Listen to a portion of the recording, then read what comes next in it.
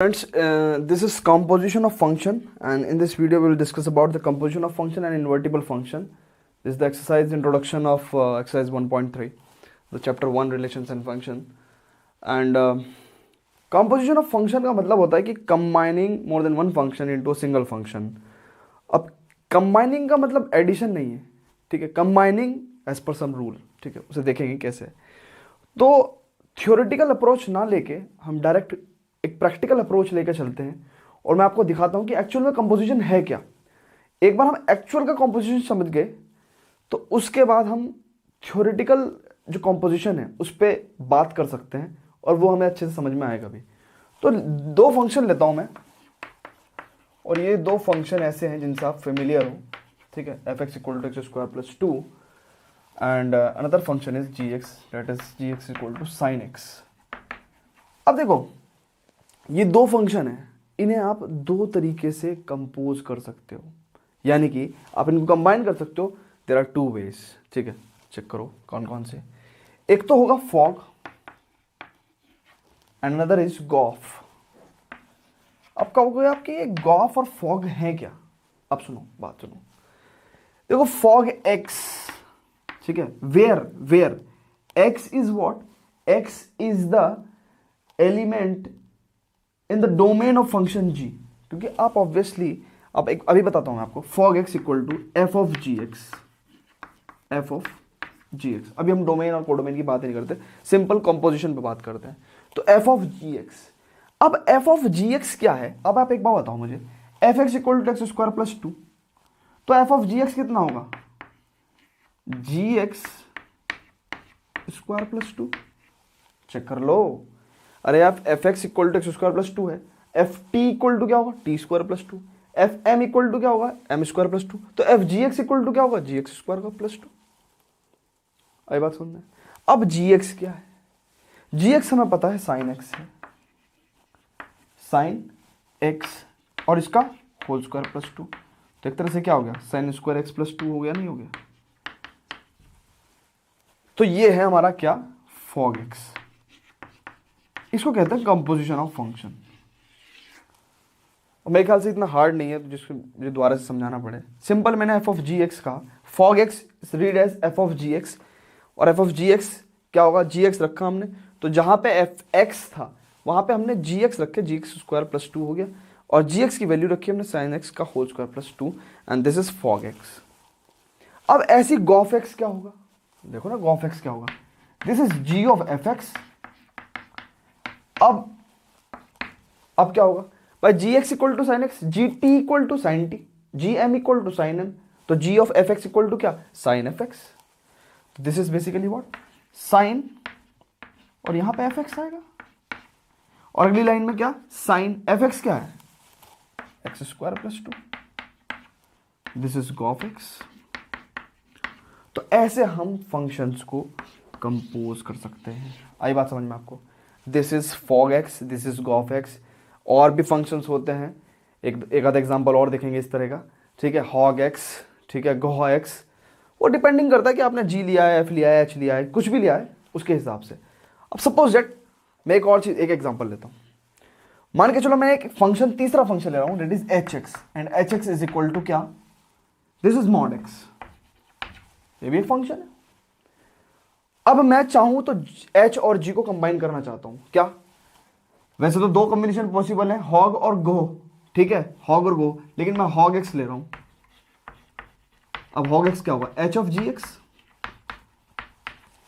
H of ji x ना. और h of ji x का मतलब क्या है, देखो h x equal to mod x, h t equal to क्या होगा, mod t, m equal to क्या होगा, मॉड एम. तो यहां पे अगर एक्स का जी एक्स होगा तो क्या होगा, मॉड जी एक्स होगा, नहीं होगा. और this is basically what, g x is sine x, तो मॉड साइन एक्स. और यही क्या है, आपका हॉग एक्स है. यहां पे दो फंक्शन कंपोज हो गए, that is trigonometric function and the modulus function when compose hog x. ऐसी आप फो एक्स बना सकते हो, एफ ऑफ एच एक्स भी बना सकते हो. क्या, एफ ऑफ एच एक्स. अब जहां पे x है वहां पे एच एक्स आएगा, दैट इज एच एक्स का होल स्क्वायर प्लस 2. और सुनो मेरी बात, मॉड एक्स और इसका whole square plus 2। Obviously mod वैसे पॉजिटिव आना, उसका होल स्क्वायर होगा। या तो आप इस फॉर्म में लिख सकते हो, या बेसिकली अगर आप इस फॉर्म में भी लिख दो तो भी कोई दिक्कत नहीं है। तो आप कहोगे सर ये 4x तो सिंपल fx ही आ गया, आ सकता है मे बी, यहां पे आ गया ना। तो कुछ भी हो सकता है, कंपोजिट करके आपके पास एक नया फंक्शन आएगा। अब ये तो हमने ऊपर ऊपर पढ़ लिया, ऊपर ऊपर जैसे कि हमारे पास फंक्शन होते हैं, हमने उसका कंपोजिशन पढ़ लिया। अब हम बात करेंगे थोड़ा सा डिटेल में जाके कि जब हम कंपोज करेंगे दो फंक्शंस को, उस टाइम पे डोमेन और कोडोमेन में क्या फर्क पड़ेगा। यानी कि जब दो फंक्शंस को हम कंपोज कर रहे हैं तो दोनों की डोमेन और दोनों की कोडोमेन होंगे, तो फाइनल जो फंक्शन आएगा उसका तो एक ही डोमेन और एक ही कोडोमेन होगा। तो अल्टीमेटली हो क्या रहा है, ठीक है, तो उस पर बात करते हैं, थ्योरेटिकल अप्रोच देखते हैं। Before that pause the video to note it थोड़ा सा डिटेल में। क्या लेट एक फंक्शन है a टू b, इसका मतलब क्या है कि a इसकी डोमेन है और b इसका कोडोमेन है। a के एलिमेंट्स को रखेंगे और उनकी इमेज कहाँ मिलेगी, कोडोमेन में मिलेगी, डेट इज इन b में मिलेगी। और मैंने फंक्शन क्या ले लिया, fx इक्वल टू 2x ले लिया सपोज दैट, और मैं क्या कर रहा हूं 1 2 3 4, ये सपोज दैट a सेट है, ठीक है। अब एक b सेट लिया मैंने, ये मैंने यहां ले लिया, और b सेट में एग्जैक्टली मैंने क्या लिया 2 4 6 और 8, ठीक है। तो आपको समझ में आ रहा होगा कि ये एलिमेंट इससे रिलेटेड है, चेक कर लो, ये इससे, ये इससे और ये इससे, ठीक है। ये फंक्शन है, ये डोमेन है और ये कोडोमेन है। इस तरीके से हमारे पास है। अब मेरे पास एक अनदर फंक्शन है और ये फंक्शन जो है gb2c है, gb2c है। और अब आपने ध्यान नहीं दिया कि इस फंक्शन की जो डोमेन है, ठीक है, वो क्या है, वो जो प्रीवियस फंक्शन था f, उसकी कोडोमेन और इस फंक्शन का डोमेन बराबर हैं। अब बात सुनो, अब ये फंक्शन जो gx है वो है x प्लस 5, सिंपल, ठीक है। अब देखो मेरी बात सुनो, ये c सेट है और ये 7 और 9 11 13, ये इसकी इमेज ये, इसकी इमेज ये, इसकी इमेज ये, ठीक है। अब सुनो, ये दो फंक्शन है। सबसे पहले तो मैं आपको एक बार बताऊंगा कि जब आप कोई फंक्शन पढ़ो तब उस टाइम पे देखो कि इसकी डोमेन और कोडोमेन क्या है, पहली बात। दूसरी बात, इस x का और इस x के मतलब अलग अलग हैं, चेक कर लो। इस x का मतलब अलग अलग है। यहां पे ये x किसे रिप्रेजेंट कर रहा है, और यहां पे ये जो x है वो किसको रिप्रेजेंट कर रहा है। तो कुछ बात समझ में आ रही है। अच्छा, ये जो b सेट है दैट इज कोडोमेन, क्या मैं एक बात कह सकता हूं। अब देखो एक बात सुनो, अब मैं एक काम कर रहा हूं, बहुत ध्यान से देखना। मैं एक फंक्शन ले रहा हूं, this is what, and this function is called as gof. Again अभी मैंने बताया ना कंपोजिशन दो तरह के, फॉग या गोफ, तो मैं गोफ को कंसिडर कर रहा हूं। और मैंने बात कही थी आपसे कि हमने दो फंक्शन पढ़े हैं f और g, और फिर हमने गॉफ पढ़ लिया है, फिर फाइनली एक फंक्शन आ गया है, लेकिन हमने बात नहीं करी कि डोमेन और कोडोमेन इस फंक्शन की। जब ये फंक्शन है तो इसका भी तो डोमेन और कोडोमेन होगा ना, उसी के बारे में बता रहा हूं मैं आपको। गॉफ ऑफ x क्या होगा, g ऑफ fx, और इसका मतलब क्या है, जब gx equal to x plus 5 है, जब gx equal to x plus 5 है तो g ऑफ fx का मतलब क्या होगा, g ऑफ fx का मतलब क्या होगा, क्या ये fx प्लस 5 नहीं हो जाएगा, क्या ये fx प्लस 5 नहीं हो जाएगा। और fx क्या है, 2x है, fx क्या है, 2x है, तो क्या ये 2x प्लस 5 हो जाएगा। तो क्या मैं ये कह सकता हूं कि गोफ x is what, it's simply 2x plus 5, it's a function. ये कॉम्पोजिशन आ गया। अब इसके डोमेन की बात करते हैं और कोडोमेन की बात करते हैं। देखो ध्यान से देखो, बहुत ध्यान से देखो। जब ये गोफ x हुआ तो ये g ऑफ fx हुआ, ठीक है। यहां पे आपने जो वैल्यू रखी है उससे ये क्या हो गया, fx प्लस 5 आ गया। अब अल्टीमेटली इसमें आपने क्या रखा, जो ये 2x आया, इसमें आपने क्या रखा, इसमें आप x के क्या वैल्यू मान रख रहे हो, ये रख रहे हो या ये रख रहे हो, चेक कर लो। इसमें आप अगर ये वाली वैल्यूज रख रहे हो तभी तो fx इक्वल टू 2x है। चेक कर लो, fx इक्वल टू 2x कब है, जब f a टू b है। तो आप x कौन सा x रख रहे हो, ये वाला नहीं रख रहे हो, आप ये वाला रख रहे हो, क्योंकि जब आप ये रखोगे तभी तो आप fx को क्या रख सकते हो, 2x रख सकते हो। तो यानी कि आपने क्या रखा, क्या रखा, ये रखा। तो एक बात तो साफ हो गई कि जो फंक्शन है वो क्या है, वो हमारा गॉफ, एक बात तो पक्की हो गई कि डोमेन ए है 2। अब कोडोमेन में क्या आएगा, चेक कर लो। अब फाइनली एक बात सुनो, जो फंक्शन था g ऑफ एफ एक्स, तो ये तो समझ गया मैं कि ये क्या होगा, क्योंकि जब g है वो b टू c है और b क्या है, ये एलिमेंट है। तो फाइनली वैल्यूज किसकी आ रही हैं, c कोडोमेन में c की तो वैल्यू आ रही होंगी। g फंक्शन हमें क्या दे सकता है, g फंक्शन हमें c कोडोमेन की ही तो वैल्यूज दे सकता है। तो obviously gof a to c। अब एक बात समझने की है, इस बात को मैं एक ही बात में खत्म कर दूं। बात सुनो, f a टू b था, f a टू b था और g b टू c था। और जब मैंने इसको कंबाइन करा, कैसे, गॉफ को, तो ऑब्वियसली f की वैल्यूज रखूंगा तो यहां से रखूंगा ना, ठीक है। f में जो वैल्यूज रखूंगा एफ एक्स तो यही देगा ना, और उसके बाद जो g का जो क्या नाम बोलते हैं उसको, कोडोमेन होगा, वो a टू c है। यानी कि जब हम इसको कंबाइन करते हैं, अब मैं ये नहीं कह सकता कि हम इसको कंबाइन कर रहे हो b खत्म हो जा रहा है बीच में से, क्योंकि वो चीज़ ऐसे भी तो हो सकती है ना, एफ ओ जी।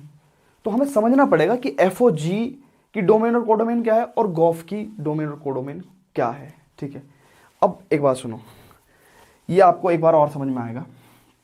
1 की इमेज 2, 2 की इमेज 7, 2 की इमेज 4, 4 की इमेज 9, 3 की इमेज 6, 6 की इमेज 11, 4 की इमेज 8, 8 की इमेज 13। ये फंक्शन एफ एक्स के तहत, वो जी एक्स के तहत।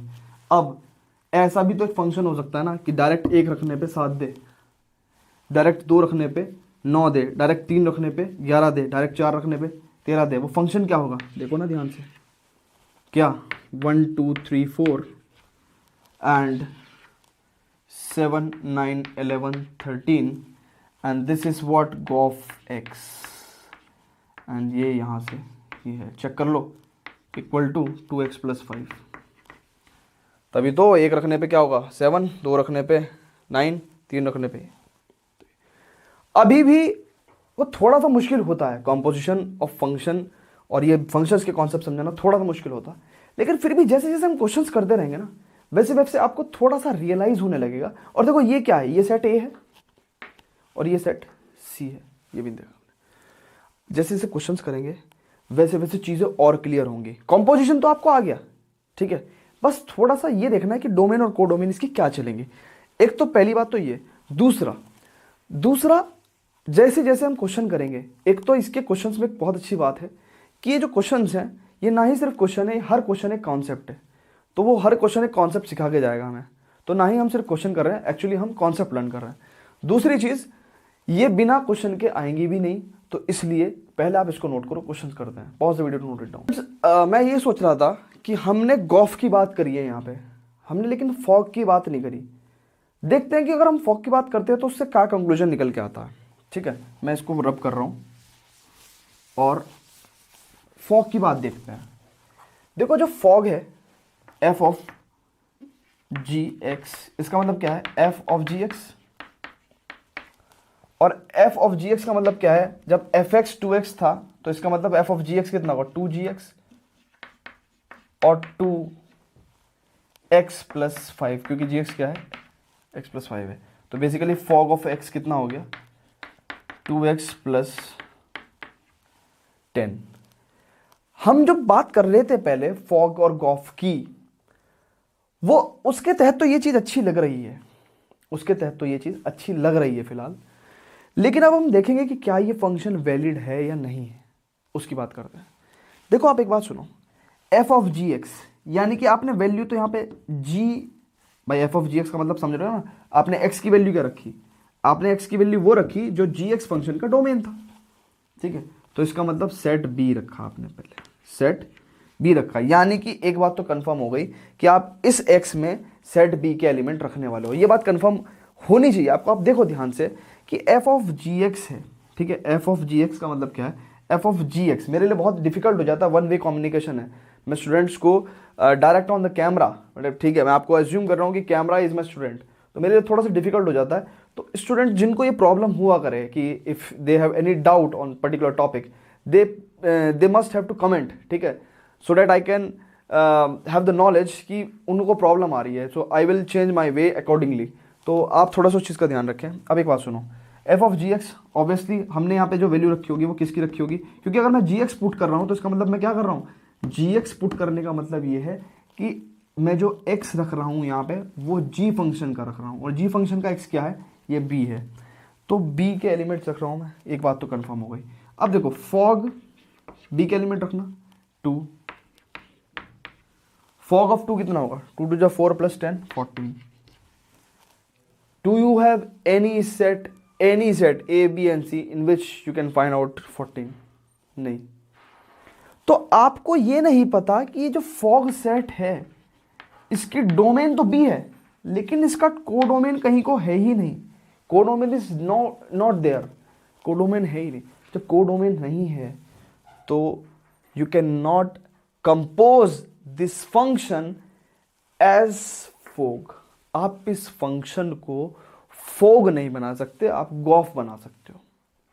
इसलिए this fog is not valid, ये वैलिड नहीं है, this is not a valid function, क्योंकि इसका डोमेन और कोडोमेन नहीं है। बट उधर गॉफ में क्या था, इस गॉफ में वो फंक्शन ए टू सी आ गया था, गॉफ में फंक्शन ए टू सी आ गया था। तो ऐसे आप वाइस वर्सा करके चीज़ों को देख सकते हैं।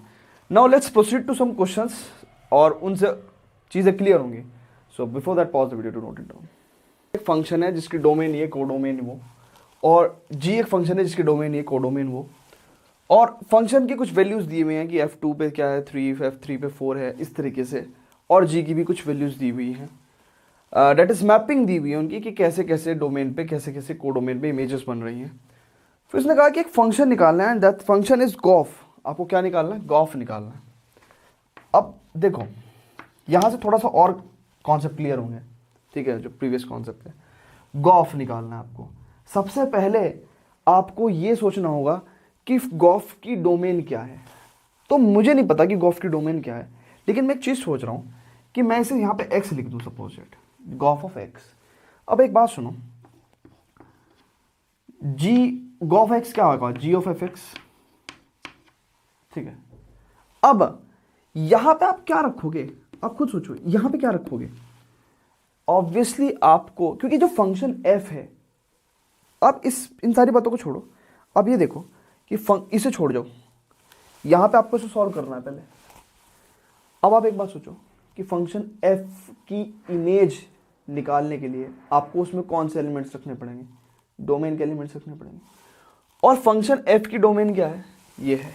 तो आप सबसे पहला एलिमेंट क्या रखोगे, g ऑफ f2, ये रखोगे नहीं रखोगे, ऑब्वियसली ये रखोगे ना, पहला एलिमेंट।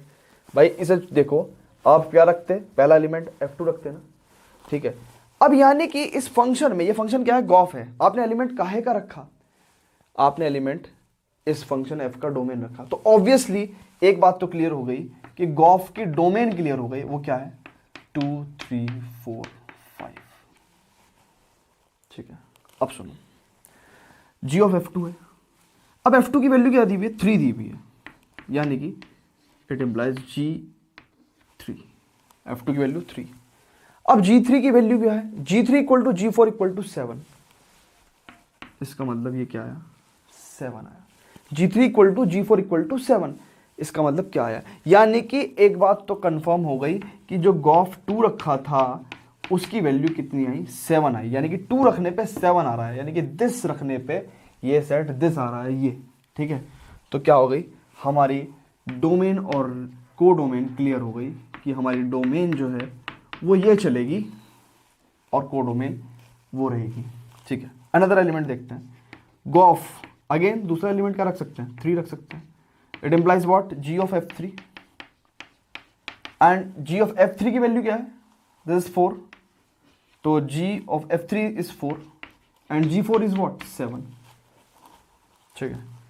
अगेन गॉफ, अब नेक्स्ट एलिमेंट 4 रखेंगे, अब 4 रखने पे क्या होगा, g ऑफ f4 की वैल्यू क्या है, 4 की वैल्यू क्या है 5 है, g ऑफ 5, और g5 की वैल्यू क्या है 11 है, g5 की वैल्यू क्या है 11 है।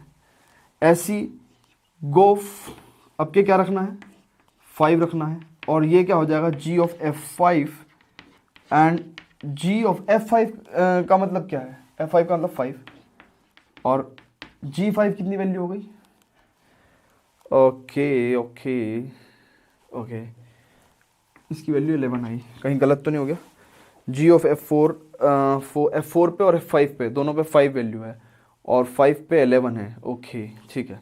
जैसे हमने गॉफ निकाला, आपका काम है ये निकालना कि डज फॉग एग्जिस्ट, ये देखना है कि क्या फॉग एग्जिस्ट करेगा, और एग्जिस्ट करेगा तो उसका डोमेन और कोडोमेन क्या रहेगा, ये देखना है आपको, ठीक है।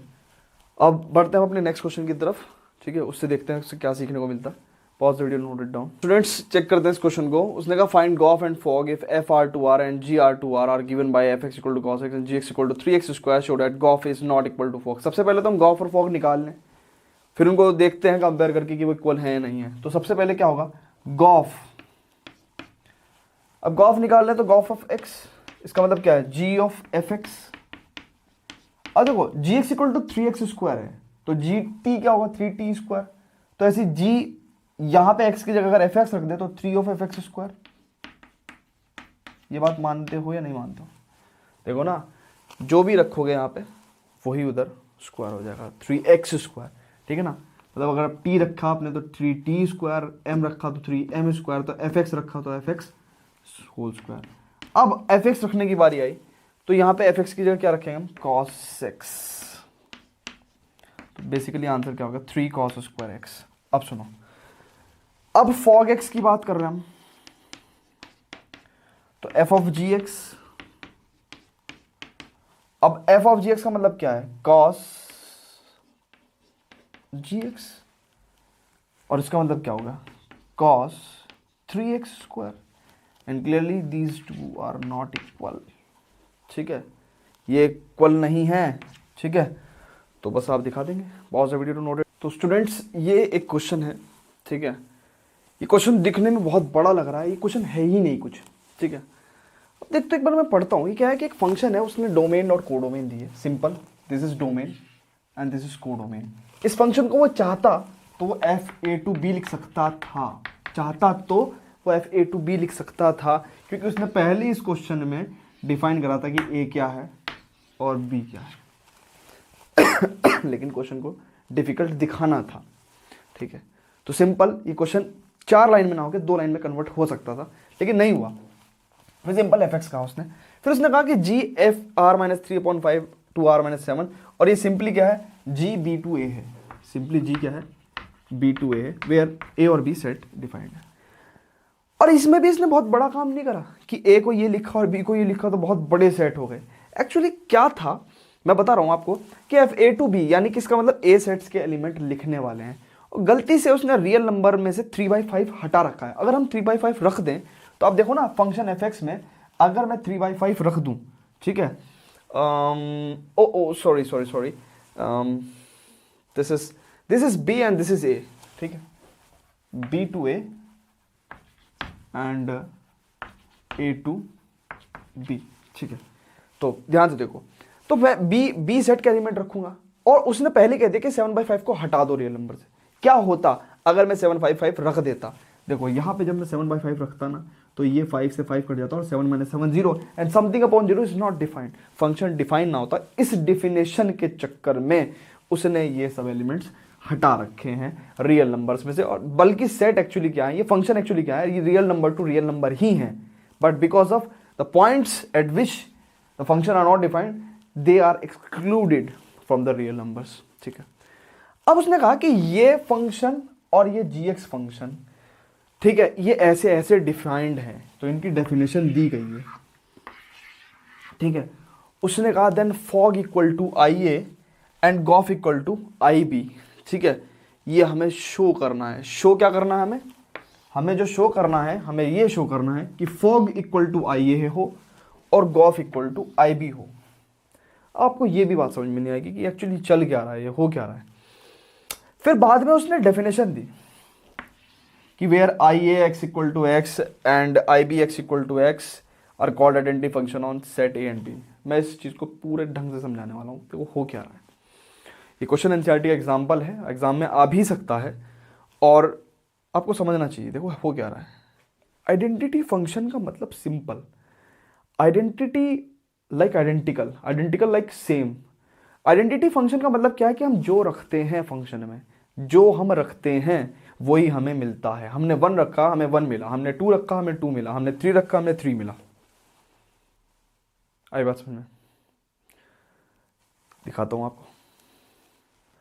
Fog of i a, fog of i a. अब बात समझो, मैं आपको फॉग ऑफ आई ए का मतलब क्या है, इसका मतलब यह है कि हम ए सेट के एलिमेंट रखेंगे और हमें ए सेट का एलिमेंट ही मिलेगा।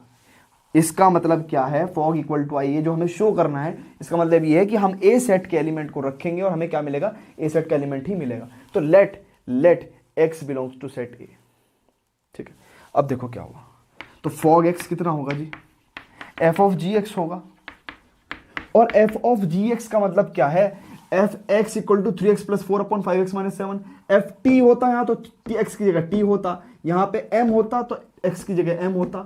आ रही बात समझ में? तो देखो क्या हुआ, एफ ऑफ जी एक्स है तो जहां पे एक्स है वहां जी एक्स होगा। तो 3gx plus 4 upon 5gx minus 7। ठीक है, अब सुनो। तो ये कितना हो जाएगा, gx की वैल्यू रखेंगे हम, gx तो 3 इंटू जी एक्स, तो यानी कि यहाँ पे gx क्या आ जाएगा, 7x plus 4 upon 5x minus 3 plus 4। बहुत ध्यान से करना है आपको और मैं एक ही पार्ट कर रहा हूँ। gx 7x plus 4 5x minus 3 and minus 7। देखते हैं 21x प्लस 12 और मैं डायरेक्ट एलसीएम भी ले रहा हूँ। 20x minus 12 upon 5x minus 3 and upon 35x plus 20 minus 35x and plus 21. So it comes out what?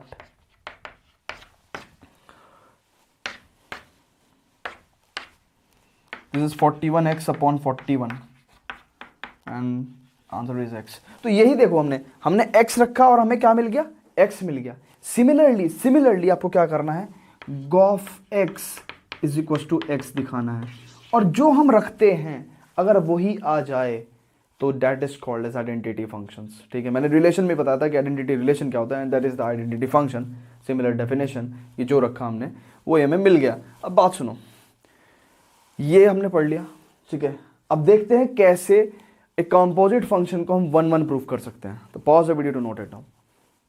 ये 2 क्वेश्चंस हैं, देखते हैं कैसे कंपोजिशन ऑफ फंक्शन पे 1-1 एंड ऑन टू अप्लाई हो रहा है। ठीक है, तो उसने कहा so that if f A to B and g B to C are 1-1 then gof A to C is also 1-1। तो दोनों फंक्शन 1-1 है, हमें ये दिखाना है कि ये इसका कॉम्पोजिशन 1-1 हो। तो फंक्शन को 1-1 दिखाने के लिए वही अपनी पुरानी स्ट्रेटेजी, क्या, gof x1 equal to gof x2, suppose that, है ना। And it implies what, g of fx1 is equal to g of fx2, right. और g of fx1 equal to g of fx2। अब आपको ही पता है कि g function जो है वो 1-1 है। g फंक्शन 1-1 होने की वजह से क्या होगा, fx1 इक्वल टू fx2 होगा, नहीं होगा? चेक कर लो क्या बात कही मैंने, कि g ऑफ fx1 और g ऑफ fx2 दोनों इक्वल हैं और g फंक्शन 1-1 है, तो ऑब्वियसली ये दोनों वैल्यूज इक्वल होंगी। और दोनों fx1 इक्वल टू fx2 और f फंक्शन भी 1-1 है, तो इसका मतलब क्या हुआ, x1 इक्वल टू x2। और क्या मान के चले थे और क्या आ गया, तो तो ये भी तो 1 1 हुआ भाई, ठीक है। अब उस जगह show that if f A to B and g B to C are onto then gof A to C is also onto. देखो बात सुनो, मतलब सुनो, जी ऑन्टो है, जी ऑन्टो है, तो let z belongs to c and for, या फिर हम कह सकते हैं for z belongs to c there is what y belongs to b such that gy equal to z, obviously, ठीक है। for z belongs to c there is y belongs to b, ठीक है। for all, बल्कि for all कहेंगे, for all, क्योंकि function क्या है, onto है। for all z belongs to c there is y belongs to b such that gy equal to z। और क्योंकि ये जो फंक्शन है, देखो x यहाँ होगा a सेट में, b सेट में y होगा, और c z में z होगा। अब क्योंकि ये जो फंक्शन कौन सा था, g था, वो ऑन्टो था, तो मैंने ये वाली बात कही कि for all z belongs to c there is y belongs to b such that gy equal to z। Also for all y belongs to b there is x belongs to a such that fx equal to y। ऐसा मैंने क्यों कहा? ऐसा मैंने इसलिए कहा क्योंकि f function है वो भी ऑन्टो है, और ऑन्टो होने का मतलब क्या है कि हाँ जितने भी y होंगे, for all y belongs to b there is x belongs to a such that fx equal to y। तो अब एक बात सुनो ना, कि जितने भी z बिलोंग्स टू c थे उनके लिए y थे, और जितने y हैं उनके लिए x हैं। तो क्या मैं सिंपली एक बात कह सकता हूँ क्या, कि जितने भी x हैं उनके लिए z होंगे, जितने भी x हैं उनके लिए z होंगे या नहीं होंगे? चेक कर लो। और जितने भी x है उतने z हैं, तो मैं ये कह सकता हूं कि क्या for all z belongs to c there is x belongs to a such that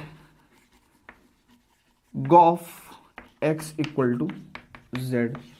and जब for all z belongs to c there is x belongs to a such that gof x equal to z, so gof is what is onto. तो यहां पे मैं एक चीज लिखने वाला हूं, क्या, कि जब f11 और g11, ठीक है, ध्यान से देखना, जब f11 और g11 तो गॉफ भी 11, ठीक है। ये जो हमने सीखा है, maybe as a result हम इसको यूज कर सकते होंगे। जब f onto, g onto, तो गॉफ ऑन टू, ठीक है। और क्योंकि टाइम इतना नहीं है हमारे पास, बहुत सारी चीजें डिस्कस करनी है, आप इनके उल्टे भी डिस्कस करके देखेंगे। जैसे हमने गॉफ की बात करी दोनों में, आप फॉग की बात भी करके देखेंगे, और कोई डाउट आता है तो मुझे बताएंगे, ठीक है। तो f onto, g onto, तो गॉफ ऑन टू। आगे देखते हैं, और भी 2 क्वेश्चन है हमारे पास, उनसे क्या कंक्लूजन निकल के आते हैं। तो before that pause the video to note it down. 2 question है, उसने कहा कि f and g such that composite gof is defined and is 1 1, are f and g both necessary 1 1। इसका मतलब ये है कि अगर गॉफ 1 1 है तो क्या इसका मतलब ये है कि f और g दोनों 1 1 होंगे? और दूसरे क्वेश्चन में उसने कहा कि अगर गॉफ ऑन्टो है तो क्या इसका मतलब है कि f और g दोनों ऑन्टो होंगे? तो इसको देखते हैं, थोड़ा सा वेरीफाई करते हैं। एक काम करते हैं, हम सेट दिखाते हैं 1 2 3 4, ठीक है। और हमने क्या करा, ये f है और fx इक्वल टू x है, ठीक है, fx इक्वल टू x है, और यहां पे हमने लिया 1 2 3 4 5, ठीक है, 1 2 3 4 5। अब देखो, ये इससे रिलेटेड, ये इससे, ये इससे, ये इससे, ठीक है। तो fx इक्वल टू x तो 1 1 हो गया, ठीक है। मैं गॉफ की बता रहा हूं ना आपको बात। अब सपोज दैट मैंने एक सेट लिया, ठीक है, और इसमें भी क्या है, gx इक्वल टू x है, but for x equal to 1 2 3 4, ठीक है, x इक्वल टू 1 2 3, और g4 और g5 दोनों की वैल्यू एक ही है। क्या G4 और G5 की दोनों की वैल्यू क्या है, 4 ही है। ठीक है, तो उसने कहा 1 2 3 4। ठीक है, अब ये इससे, ये इससे, ये इससे, ये इससे और ये भी इससे। तो देखो, अब मैंने ये एग्जांपल लिया। सबसे पहले तो आपको बता दूं कि गॉफ 1 1 है यहाँ पे।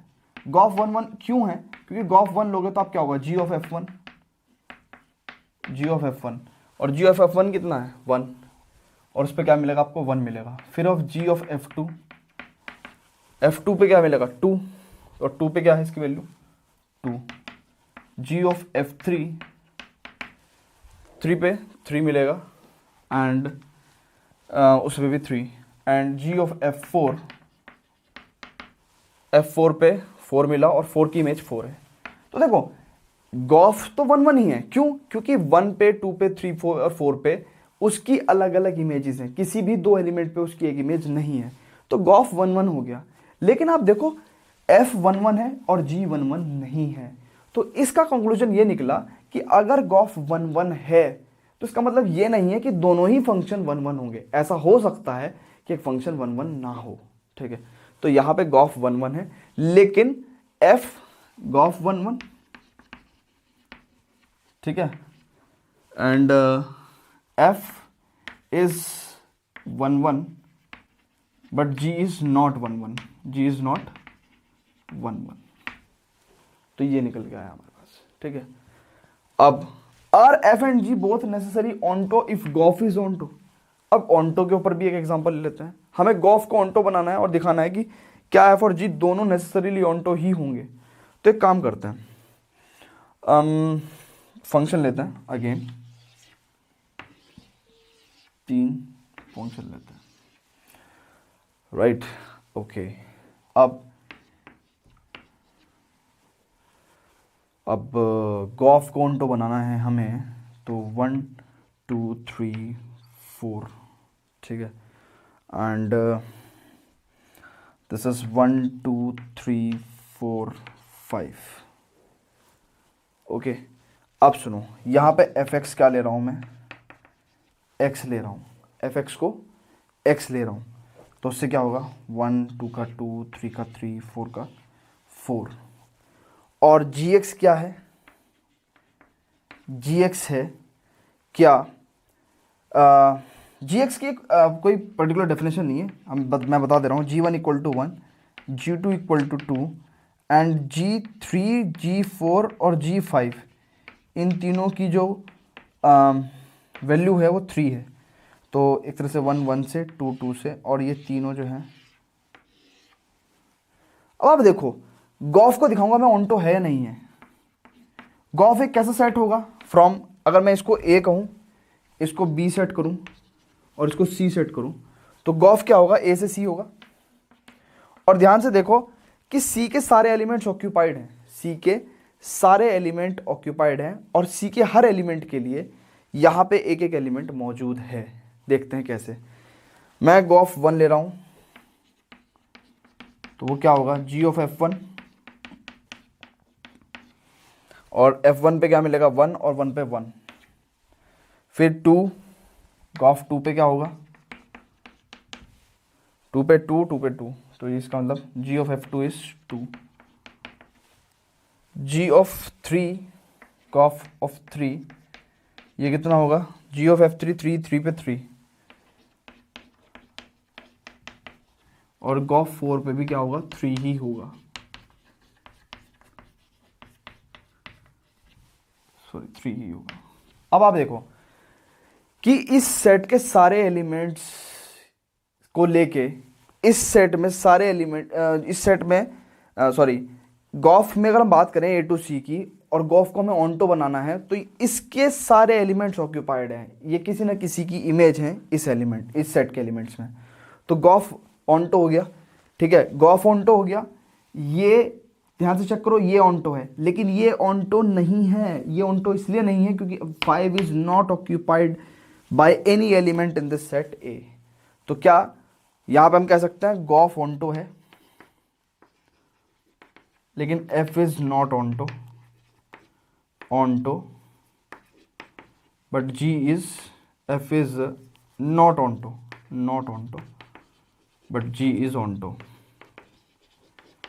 खैर ये तो मुझे भी पता है कि ये चीज़ें बहुत ही ज़्यादा धीरे धीरे, एक तो वैसे ही फंक्शन हार्ड, ऊपर से कॉन्सेप्ट बढ़ते जा रहा है, तो आपको बस एक आइडिया देना था मुझे कि एक्चुअली ऐसा भी कुछ है, ठीक है. फिर उसके बाद कभी अगर इसका यूज़ आया तो इट्स इंपॉर्टेंट, अगर नहीं यूज़ आया तो इट्स नॉट इंपॉर्टेंट, ठीक है. देखते हैं. तो फाइनली एक चीज़ और निकल के आई, क्या कि अगर गॉफ 1 1 है, तो एक बात पक्की है कि F 1 1 है. ये जनरलाइज स्टेटमेंट है पक्का कि अगर गॉफ 1 1 है, F 1 1 होगा. एक क्वेश्चन में पूछा, एक नंबर में पूछा जा सकता है आपसे. ऐसी अगर गॉफ ऑन्टो है, तो G ऑन्टो होगा. तो ये आपको याद रखना है. अब बात करते हैं इनवर्टिबल फंक्शन, जो इसी एक्सरसाइज का सेकंड मोस्ट इंपॉर्टेंट टॉपिक है. कंपोजिट फंक्शंस और कंपोजिशन ऑफ फंक्शन हो चुका, ठीक है. तो बात करते हैं इनवर्टिबल फंक्शन पे. तो pause the video, note it friends. अब देखते हैं अपना टॉपिक इनवर्टिबल फंक्शन. देखो इनवर्टिबल फंक्शन बहुत ही आसान टॉपिक है. बस आपको थोड़े से जो कॉन्सेप्ट अभी हमने सीखे हैं कंपोजिशन ऑफ फंक्शन में, थोड़ा एक तो उसको ध्यान देना है. प्लस आपको मैंने बहुत सारी चीज़ें बताई, जैसे आइडेंटिटी फंक्शन बताया था, ठीक है, और डोमेन और कोडोमेन के बारे में बताया था. मैंने बताया था कि कंपोजिट फंक्शन की डोमेन और कोडोमेन को कैसे जज करते हैं. इन सब बातों का यूज़ करेंगे और उसके बाद एक कंक्लूजन पाएंगे कि what is an invertible function and how we can find out the inverse of a function if it is invertible. मैंने डेफिनेशन लिख दी है, ठीक है. मैं डेफिनेशन में बिलीव नहीं करता, इसलिए मैंने क्वेश्चन भी लिखा हुआ है. मैं क्वेश्चन को सॉल्व करता रहूँगा, डेफिनेशन आपको समझ में आती रहेगी, ठीक है. उसने कहा a function f n2 y, यानी कि जो x है वहाँ यहाँ पे क्या है, नेचुरल नंबर है, n2 y. कह रहा है is defined to be invertible if there exist a function gy/2x, यानी कि एक ऐसा फंक्शन gy/2x, यानी कि जो कोडोमेन थी वो डोमेन हो चुकी और जो डोमेन थी वो कोडोमेन हो चुकी. इसका मतलब अब ये फंक्शन कैसे निकालते हैं, पहले उसकी बात करते हैं. देखो y = 4x+3 फंक्शन है हमारे पास, चेक कर लो. सबसे पहला काम, इसे भूल जाओ, अभी डेफिनेशन को भूल जाओ. उसने कहा f n2y be a function defined as this, ठीक है, and show that f is invertible and find the inverse, ठीक है. तो आपको ये काम करना है. मैं आपको पहले क्वेश्चन सॉल्व कराऊंगा, फिर डेफिनेशन समझाऊंगा. उसने कहा पहले y = 4x+3 रखो. सबसे पहला काम, स्टेप वन, इसको अभी y in terms of x है, आपको x in terms of y लाना है, यानी कि x = y - 3/4. चेक कर लो. अब ये क्या है, अब देखो ध्यान से सुनो. अब क्या मैं इसको ऐसे लिख सकता हूं,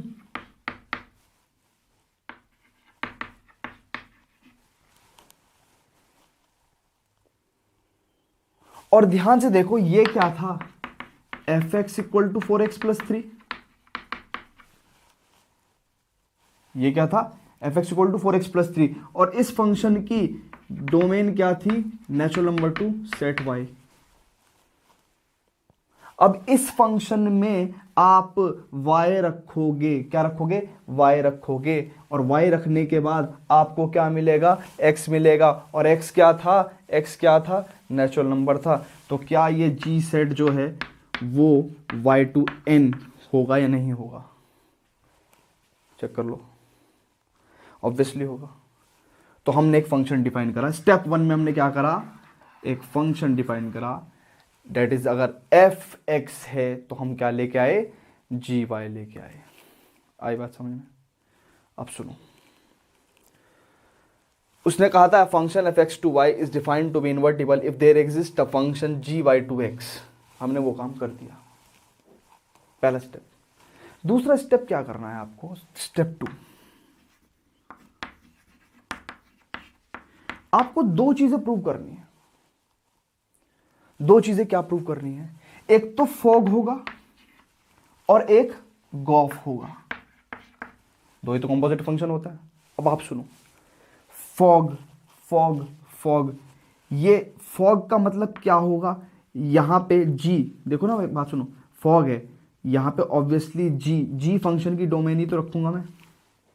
ऑब्वियसली जी फंक्शन कब डिफाइंड होगा, जब मैं जी फंक्शन की डोमेन रखूंगा, तो डैट मीन्स मुझे वाई एलिमेंट रखने पड़ेंगे, और वाई एलिमेंट रख के अगर मैं वाई एलिमेंट ही लिया हूं, अभी बताया था एक क्वेश्चन में आइडेंटिटी फंक्शन, अगर फॉग में मैं वाई ही रख सकता हूं, क्योंकि जी फंक्शन में मैं क्या रखूंगा, इसकी तो डोमेन रखूंगा, वाई रखा मैंने, y belongs to capital set Y, और वाई रखने पे अगर वाई आ जाए, और उस चीज को कैसे दर्शाया मैंने, आई वाई लिख के, तो एक तो ये काम हो जाए। अब गॉफ, अब ऑब्वियसली एफ फंक्शन जो है उसकी डोमेन क्या है, नेचुरल नंबर, और ये एक्स क्या है, नेचुरल नंबर से बिलोंग करेगा, तो can I write x belongs to natural number. तो ऑब्वियसली एक्स रखने पे अगर क्या आ जाए, एक्स ही आ जाए, और इस चीज को मैंने कैसे दर्शाया है, आइडेंटिटी फंक्शन ऑन एक्स। ये दोनों हमें प्रूव करने हैं। तो बात सुनो, अब डेफिनेशन पे आते हैं। उसने कहा function f x to y is defined to be invertible if there exist a function g y to x, ठीक है, such that gof equal to I x, gof equal to I x, fog equal to I y, fog equal to I y, then function g, ये जो function है ना, यही क्या कहलाएगा, inverse of f and is denoted by f inverse. अगर कोई function F है और हम एक जी फंक्शन पहले लेके आएंगे और उनसे अगर हमने दो चीजें प्रूफ कर दी, तो यही वाला फंक्शन क्या हो जाएगा, उस एफ फंक्शन का इनवर्स हो जाएगा। एक क्वेश्चन करा हमने, उसको पूरा कंप्लीट करते हैं और फिर मैं आपको पूरी चीज क्लियर हो जाएगी, ठीक है।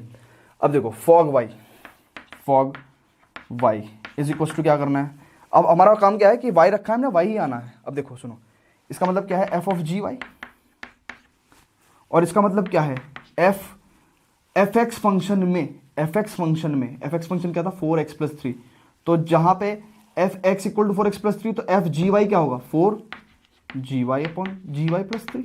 चेक कर लो भाई, जो एफ फंक्शन में यहाँ पे x की जगह तोता रख दो तो 4 तोता प्लस 3 होगा, नहीं होगा, तो क्या होगा यहाँ पे, जब जी वाई रखा तो 4 प्लस 3, और जी वाई की वैल्यू क्या है, जी वाई की वैल्यू है 4 into y minus 3 upon 4 plus 3।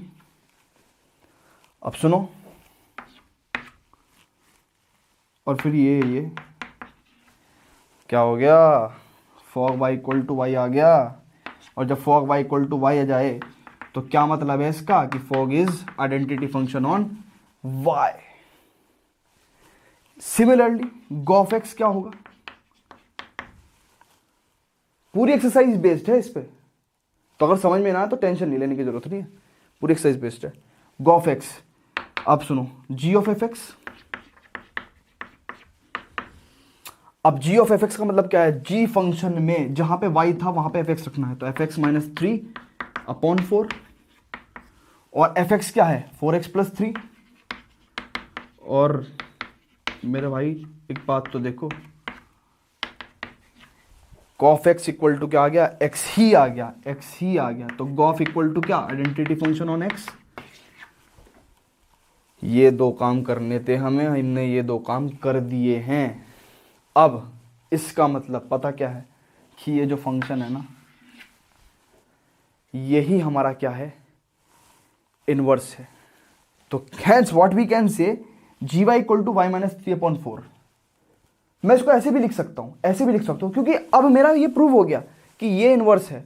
अब जब ये इनवर्स है, तो मैं एक बात लिख सकता हूं, क्या, मैं इसको ऐसे भी लिख सकता हूं, g x equal to x minus 3 plus 4।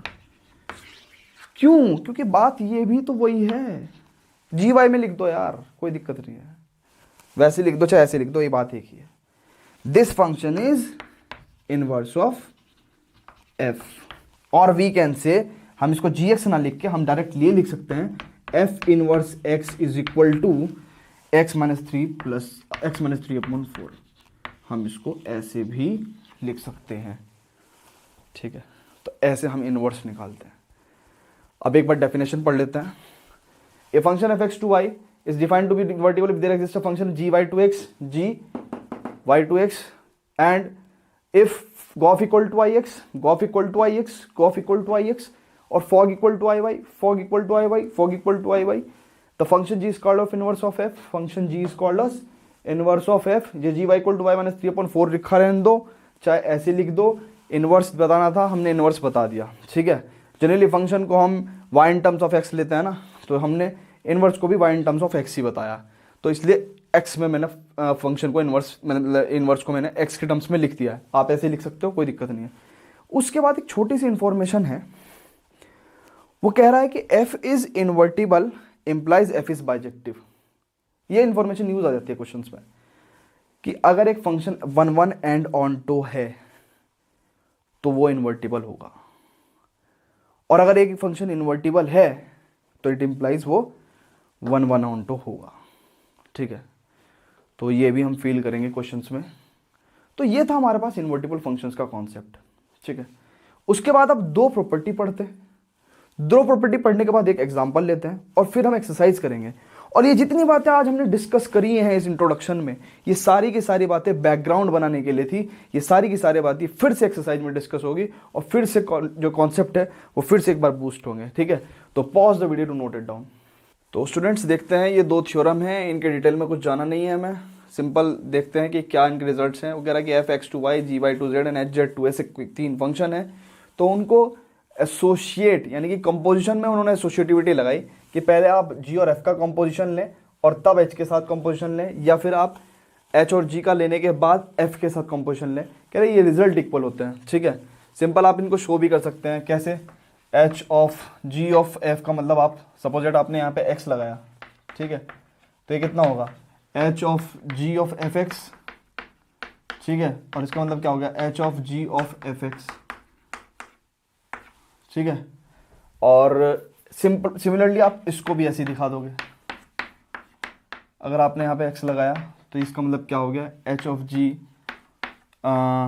Of f x, ठीक है, और इसका मतलब होगा h of g of f x, और इसका मतलब क्या होगा? h of g of f, ठीक है। तो ये दोनों चीज़ें इक्वल हैं, तो हम कह रहा है कि आप किसी भी तरीके से इनको कंपोज करो, वो बराबर आएंगे। अब सुनो, उसने कहा let f x to y and g y to z be two invertible function then gof is also invertible. This is the theorem कि अगर f x to y and g y to z be two invertible function then this composition that is GOF is also invertible with the result GOF inverse is equals to F inverse of G inverse। तो ये property है। अब एक question करते हैं, ठीक है, काफ़ी प्री बोर्ड वगैरह में भी दिया जाता है क्वेश्चन, तो देखते हैं इसको क्या है। ये इन्हीं प्रॉपर्टीज पे बेस्ड है, तो लेट्स चेक, इसको देखते हैं हम। और इस क्वेश्चन की अगर हम डिटेल में जाएं तो हो नहीं पाएगा, मतलब हो जाएगा, आपका इंटरेस्ट खत्म हो जाएगा कंपोजिशन ऑफ फंक्शन से, ठीक है। अभी इससे पहले मैं सॉल्व कर ही रहा था और मतलब रिकॉर्ड कर रहा था, और वो इतना ज़्यादा कॉम्प्लेक्स हो गया कि फिर मैंने सोचा कि नहीं, इसको थोड़ा इजीली रिप्रेजेंट करते हैं। तो इजीली रिप्रेजेंटेशन में मैंने सिंपल क्या सोचा है जो हम कर सकते हैं इसमें, वो ये है कि उसने कहा show that f g and gof are invertible. तो हम थ्योरम्स का यूज़ करेंगे। देखो, सबसे पहली बात तो एफ ये 1 2 3 और ये ए बी सी, एफ एक फंक्शन है जो यहाँ से इस f from this this set is A and this is B, so f is from A to B. और कैसे? 1 ए पे इमेज है, 2 की बी पे और 3 की सी पे, ठीक है। अब ये 1 1 है और ऑन टू है, तो ध्यान से सुनो, मैंने क्या कहा था आपको, अगर एक फंक्शन 1 1 है और ऑन टू है तो वो इन्वर्टिबल होगा, वो इन्वर्टिबल होगा। और उसके एलिमेंट भी दे रखे हैं। तो देखो f1 इक्वल टू ए है और मुझे पता है कि f क्या है? इन्वर्टिबल है, तो f inverse a equal to 1 होगा, नहीं होगा? ऐसी f inverse b equal to 2 होगा और f inverse 3 equal to c equal to 3 होगा। और बेसिकली जो f इनवर्स फंक्शन होगा वो क्या होगा? फ्रॉम ए बी सी से 1 2 3 होगा, ठीक है। Similarly you can find out the function ji inverse, ठीक है। इन्वर्टिबल पूछा हुआ तो हमने बता दिया क्योंकि ये फंक्शन 1 1 एंड डोमेन है, सॉरी 1 1 एंड ऑन टू है, तो आप ये बता सकते हो। तो जी इनवर्स क्या होगा? जी इनवर्स होगा from apple ball cat ball cat से ए बी सी, चेक कर लो। g from x to y है तो उसका इनवर्स कैसा होगा, y टू x। ठीक है, अब सुनो, अब देखते हैं गॉफ क्या है।